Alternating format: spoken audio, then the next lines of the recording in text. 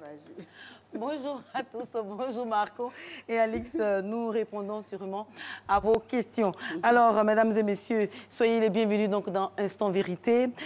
L'inégalité entre hommes et femmes dans les postes à responsabilité dans les entreprises, la fonction publique et dans la politique se voit à l'œil nu. 6 femmes ministres, une secrétaire d'État, 29 femmes sur un total de 255 députés à l'Assemblée nationale. La Côte d'Ivoire est encore loin du compte dans l'égalité entre les sexes. Pourtant, le pays a ratifié la plupart des conventions internationales relatives à l'égalité entre les genres. En mettant en place le compendium le 4 octobre 2011, le gouvernement avait l'objectif de rendre visibles les compétences féminines afin de rehausser leur participation à la vie publique. Alors, qu'en est-il aujourd'hui, 8 ans après le lancement du compendium des compétences féminines? Pourquoi les femmes accèdent à pas de tortue au poste de décision malgré l'existence du compendium? Alors, mesdames et messieurs, à quand la parité entre hommes et femmes dans la gouvernance? Pour en débattre, j'ai aujourd'hui le plaisir donc de recevoir sur le plateau de Instant Vérité Euphrasie Kwasi-Yao, coordonnatrice nationale du programme Compendium des compétences féminines de Côte d'Ivoire. Elle est titulaire de la chaire UNESCO aux femmes et pouvoirs de décision. Elle est conseillère spéciale du président de la République chargée du genre. Bonjour madame. Bonjour madame Zani. Alors, c'est dans le cadre de la Journée internationale de la femme qui a été célébrée le vendredi 8 mars dernier que nous vous recevons. Et tout ce mois de mars, nous allons recevoir des femmes pour débattre des questions qui touchent personnellement à ce genre. Alors, Euphrasie Yao, vous êtes la coordonnatrice nationale du programme Compendium des compétences féminines depuis son lancement en 2011. Alors, 8 ans après la mise sur pied du compendium inspiré pour mettre en avant les femmes, est-ce que le bilan est satisfaisant?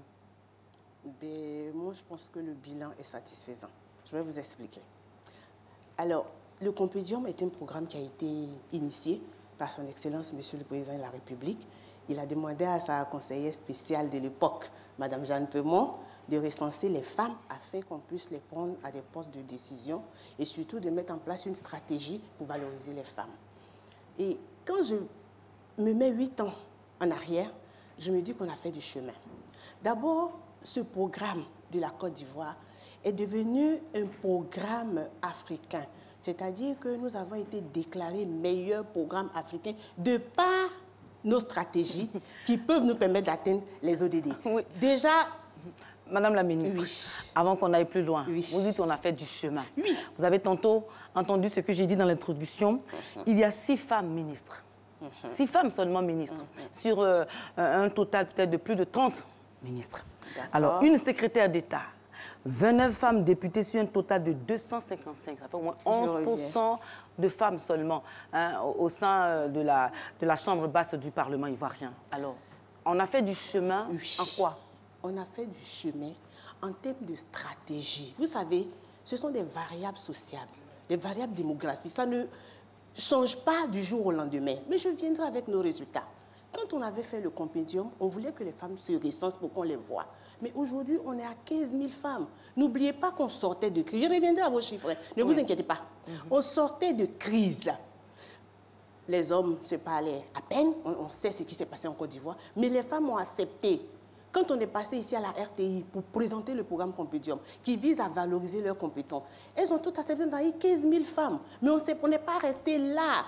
On a ressorti à partir de cette grosse base de données un annuaire qui comportait plus de 1000 femmes cadres. Les hommes ont crié « Waouh, elles existent ». On a distribué cet annuaire à tous. Nous, notre programme, on l'a fait.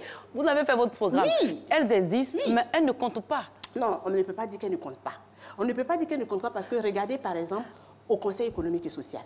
Attendez, je vous ai dit que les variables démographiques vont lentement, mais il y a des chiffres. On est aujourd'hui au moins 30%. Oui. Quand la ministre Anne Loto avait demandé en son temps au président de la République, merci d'avoir nommé les femmes, il dit, c'est pas moi que vous devez remercier, c'est le compendium. Madame, on a travaillé. La Côte d'Ivoire, non. Le travail, il a été fait peut-être. Mais c'est la prise en compte comment je vais dire ça, de la femme à la participation de la vie publique. C'est ce qu'il faut maintenant. Donc vous m'interrogez sur le compédium. Je vous parle du compédium. Il y a deux éléments. Oui, le compédium, vous savez, oui. on a au moins 20, nous sommes au moins 27, peut-être 25, plus de 25 millions d'habitants. 23 millions 700 voilà. habitants, oui. Alors, nous sommes, quand on voit, on dit la femme fait au moins plus de la moitié, ou bien encore la moitié. 48%, oui, à peu voilà, près la moitié de la population ivoirienne. Donc, on est 12 millions de femmes. C'est ça. Et 15 000 femmes seulement dans le compédium. Vous savez, expliquez-nous. Je suis experte en genre. Je vais vous expliquer. Je voulais vous donner les résultats d'abord du compédium que souvent on ne voit pas. Il y a deux éléments en matière de genre. Il y a la stratégie que vous mettez pour arriver à un résultat, même si c'est en 50 ans. Ce qui se passe il y a peut-être des millions d'années où les femmes n'étaient pas au poste de décision, ce n'est pas en 8 ans que ça va changer. Mais tout ce qui concerne les nominations, ce sont des engagements politiques, ce sont des engagements personnels. Nous, le président a demandé, on l'a aidé en mettant les éléments à sa disposition. Donc aujourd'hui, ceux qui sont au pouvoir, à eux de nommer, même pour nommer les femmes, en fait, on a juste besoin de savoir où sont les femmes et puis on les nomme. Elles sont dans le compendium. Que fait donc le compendium dans ce sens-là? Le compendium va vers les décideurs. C'est ce que je voulais vous expliquer. On a fait la nuit, on a donné au président de la République. Vous avez vu à la presse, on a donné aux différents ministres. Quand moi j'étais ministre, la seule année où j'ai suivi, on a eu au moins 200 femmes qui ont été nommées à des postes de décision, directeurs, administration. J'ai tout suivi. Il y a même des ministres qui sont allés dire à leurs collaborateurs, on doit forcément nommer des femmes. Elles sont venues me dire merci. Elles disent, voici ce qui se passe au conseil. Et donc, elles ont été nommées pour ça. C'est pas fini. Oui. Au niveau des femmes entrepreneurs, qu'est-ce que le compédium n'a pas fait? Il y a des femmes qu'on a rendues visibles, qui ont eu des marchés, leur premier marché. Il y a des jeunes filles qu'on a formées, qui ont créé leurs entreprises. Il y a des jeunes filles qui ne savent même pas qui a envoyé leur nom dans telle entreprise qui a été nommée. Bien d'accord, madame. Oui, allons. En 2016, une évaluation du compendium par des experts nationaux et internationaux souligne que 70% des femmes ont entendu parler du compendium par la presse. Bien évidemment. 96% d'entre elles ont affirmé que ce programme est promoteur. Mais seulement 43% n'ont pas encore bénéficié du programme. Oui. Madame la ministre, votre commentaire là-dessus? Voilà, comme elle. Moi, je fais mon commentaire. 91% croient en leur programme. Si les femmes croient en leur programme, c'est parce qu'elles savent qu'on a développé des stratégies pour valoriser leurs compétences, pour renforcer leur visibilité, pour les accompagner. Madame la ministre, je mets l'accent sur 43% n'ont pas encore bénéficié. Oui. Nous sommes 15 000 femmes aujourd'hui. Pour que toutes les femmes puissent bénéficier, il faut forcément des ressources plus importantes pour le compédium. Les stratégies sont bonnes, valorisées par tout le monde entier. Alors, madame, on va faire les choses beaucoup plus concrètes. Oui. Combien de hauts cadres femmes ont pu bénéficier d'un appui du programme dans les nominations? Combien? Dites-nous, dans la fonction publique, combien? Dans la fonction publique, aujourd'hui, on est à 27% de femmes nommées à la fonction publique. Et dans les entreprises privées? Dans les entreprises privées, je n'ai pas les chiffres exacts. Vous savez, comme toutes les statistiques en Afrique, il faut beaucoup de moyens pour pouvoir les avoir. Mais c'est pareil dans les entreprises. On fait beaucoup de communication. Vous avez parlé tout à l'heure de la presse. On fait beaucoup de communication et les gens, ils entendent. L'environnement a changé. Les indicateurs économiques et sociaux suivront. Bien, madame, vous savez, c'est tellement intéressant qu'aujourd'hui, sur le net, sur la toile, nous avons des internautes qui réagissent, même ici en studio. On nous demande concrètement sur le terrain, des femmes disent que le compendium est fermé. Et que c'est destiné à un certain type. Non, madame, ce sont des questions que nous n'inventons pas. Vous voyez là, voilà, vous recevez ces questions-là maintenant. Voilà.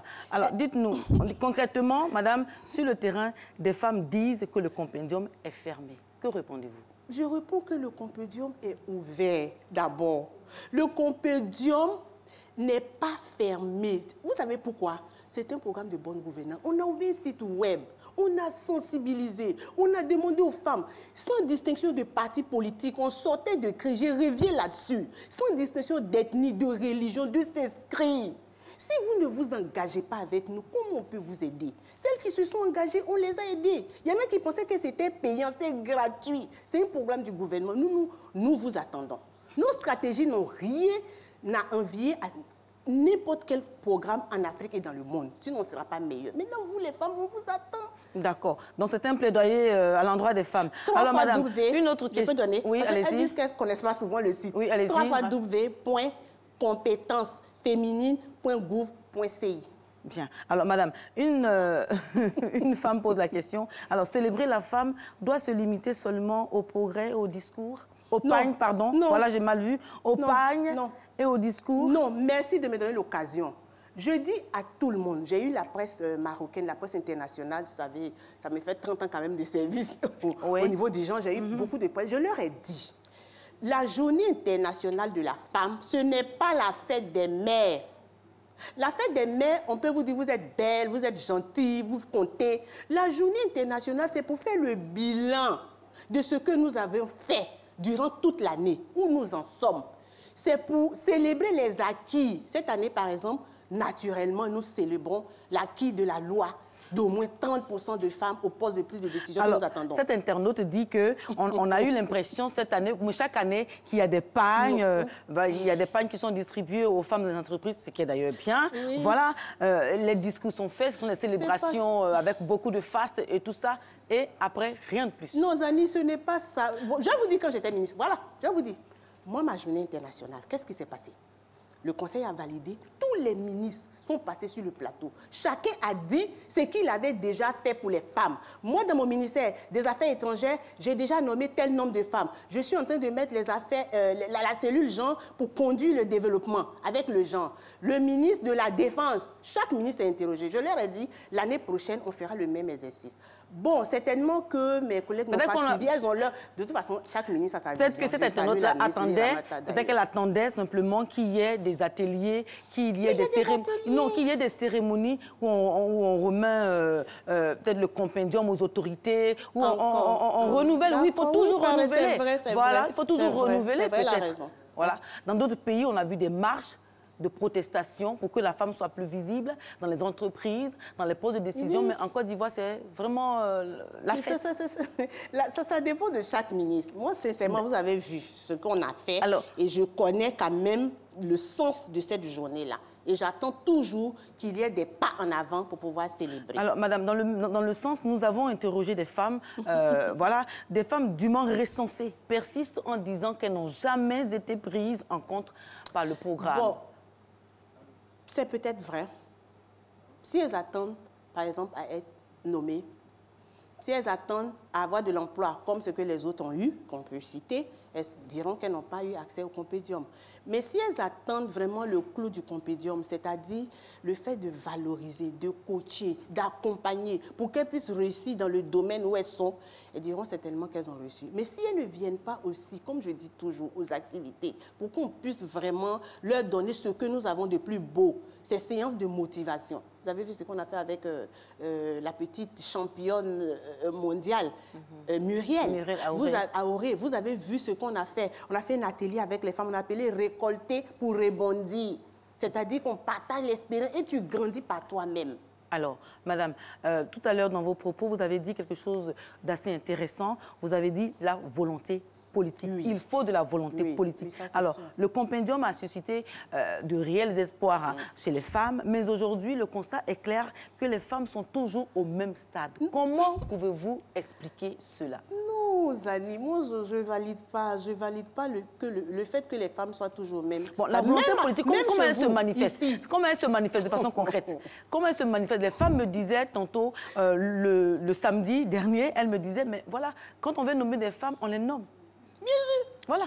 Quand on veut nommer une femme, on a le nom, tout simplement. On dit, voilà, Madame Zani Gabrielle Emmanuela, voilà, on vous nomme, je sais pas. Ministre de la Communication, aussi simplement que ça. Voilà. Puisque vous avez les capacités. Mais c'est pour ça qu'on a fait le compédium. Mais pourquoi ça ne se fait pas, madame? Pourquoi ça ne se fait pas? Qu'est-ce qui se passe? Qu'est-ce qui coince? Pourquoi ça ne se fait pas? On va poser la question. On va insister. Peut-être qu'on pourra poser la question au président de la République. Non, attends. Parce que je suis conseillère spéciale du président. On en parle. Le président me connaît pour ça. Quand j'ai un souci, je viens, je lui dis, président, il faut ceci, il faut cela. On va continuer. Lui-même, il a dit, même par rapport à la loi, quand on faisait, on s'est parlé. Il faut... Je pense qu'il va prendre des décisions pour aller plus en avant. Parce que les femmes attendent beaucoup. Hein. Oui, on a fait 30% au moins. Donc, les femmes attendent. Vous n'imaginez pas, Madame la Ministre. Peut-être que vous imaginez. Mais en tout cas, nous autres, les journalistes, on ne peut pas vous dire tous les commentaires qu'on entend. Encore et encore. Plaidoyer, lobbying, on continuera. Oui. Justement, on va en parler. Le gouvernement récemment a décidé d'un quota de 30% de femmes sur les listes des candidats aux assemblées élues. Alors, quelle est la participation du compendium dans la mise en pratique de cette disposition-là, en ce qui concerne les partis politiques? Parce que c'est aux partis politiques que ce message du gouvernement a été adressé. Le compendium était au début, j'en ai parlé avec la ministre quand c'est sorti. Nous avons formé les femmes, d'abord elles-mêmes, pour qu'elles décident de se présenter. En 2016, en moins de 6 mois, nous sommes passés de 110 femmes aux élections passées qui se sont présentées en 2011 à 327 femmes qui voulaient se présenter. Mais il y a des partis politiques qui ne les ont pas gardées.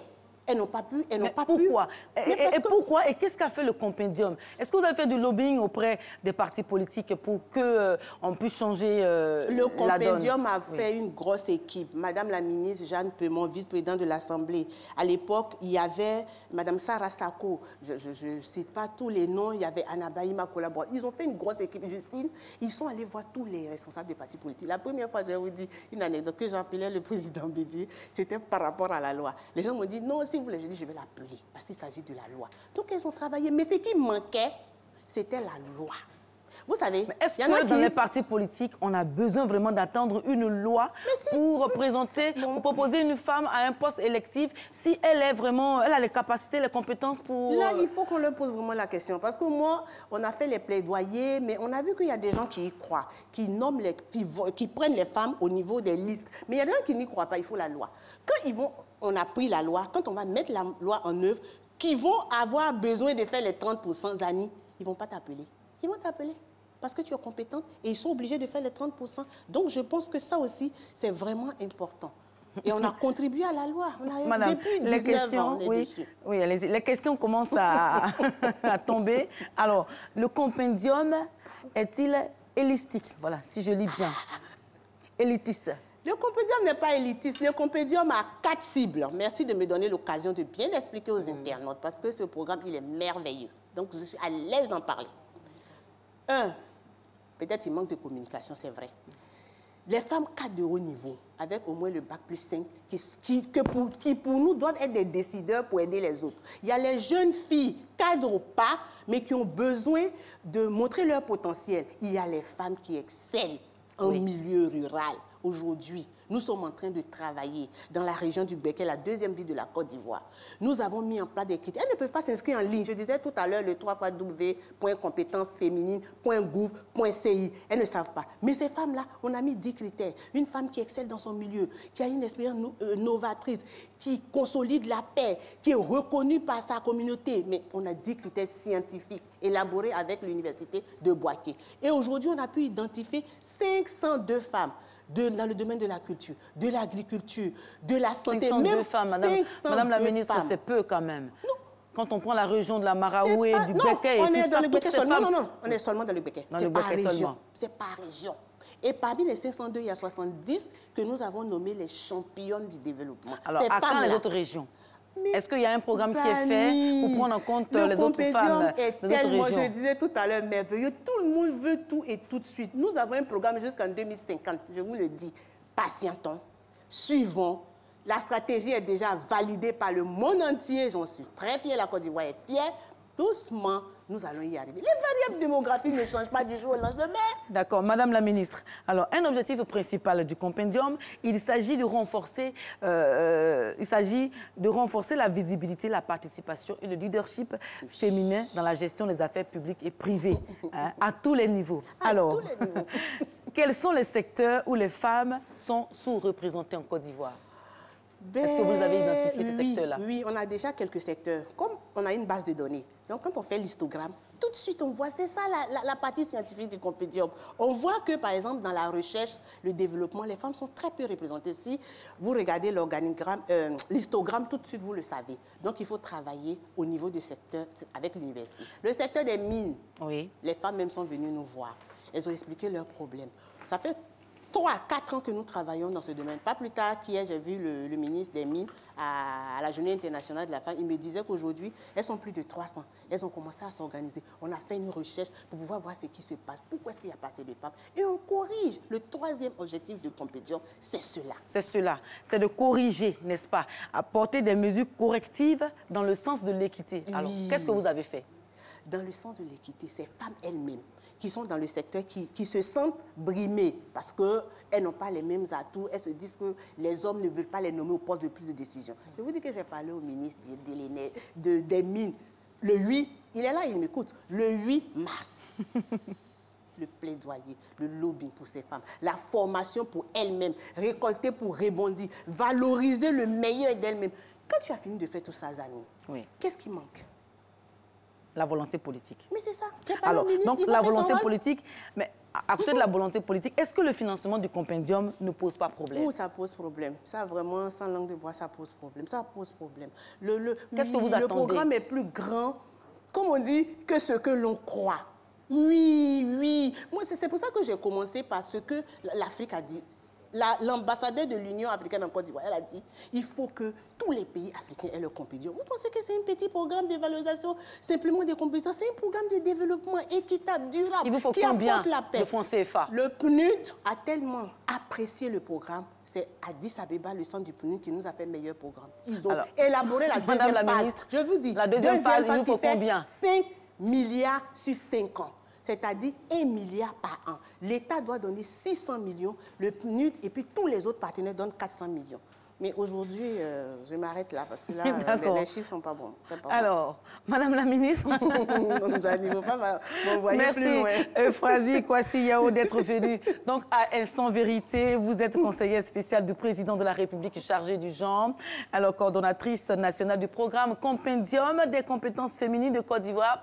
Alors donc, merci pour vos analyses sur la situation de la femme en Côte d'Ivoire, en particulier son accessibilité au poste de décision. Alors, c'est donc la fin de Instant Vérité, mesdames et messieurs. Merci de l'avoir suivi. Je vous laisse avec Alix et Marco, mais d'abord, la réclame.